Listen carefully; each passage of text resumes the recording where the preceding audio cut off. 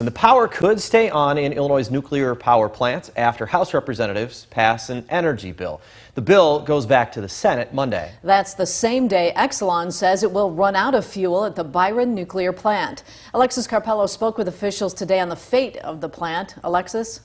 Eric and Mimi, Byron's mayor is holding on to hope. State senators will sign this version of the bill and send it to the governor's desk, but right now he's still a bit worried.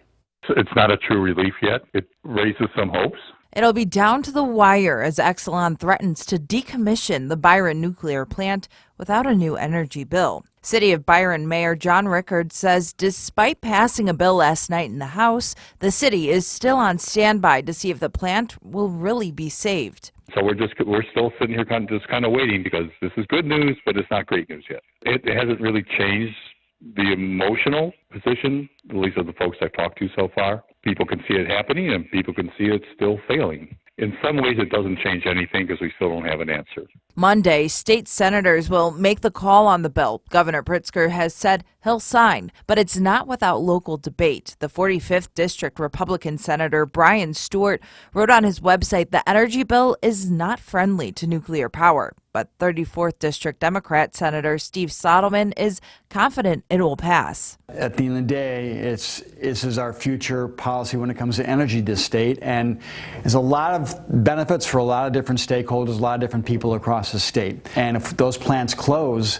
that would cause a lot of problems as far as reliability and affordability of energy in the state. But I think people realize we have a deadline facing us. You know, Exelon has said it's going to close the plants, and that deadline is apparently Monday. Nothing more than lawmakers need than is a deadline staring them in the faces, and I think we're at that point right now. We'll keep you updated on the latest decision of the plant's fate on Monday, but coming up at 6, hear from Byron District 226 Superintendent on the plan. Eric? All right, thanks, Alexis. Exelon released a statement before the vote came down last night saying the company's done everything in its power to reverse the retirement of the Byron plant.